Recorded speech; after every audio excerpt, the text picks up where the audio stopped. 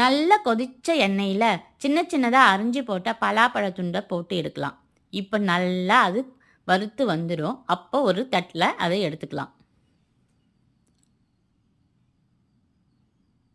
இப்போ ரெடியான இந்த பழ சிப்ஸை நம்ம தட்டில் எடுக்கிறோம். அது கூட 1 ஸ்பூன் அளவுக்கு சின்ன ஸ்பூன் தாங்க மிளகாத்தூள், 1/2 ஸ்பூன் அளவுக்கு மிளகுத்தூள், கொஞ்சமாக மஞ்சள் தூள், தேவையான அளவுக்கு உப்பு இதையும் போட்டு நம்ம நல்லா கலந்து எடுத்துக்கலாம்.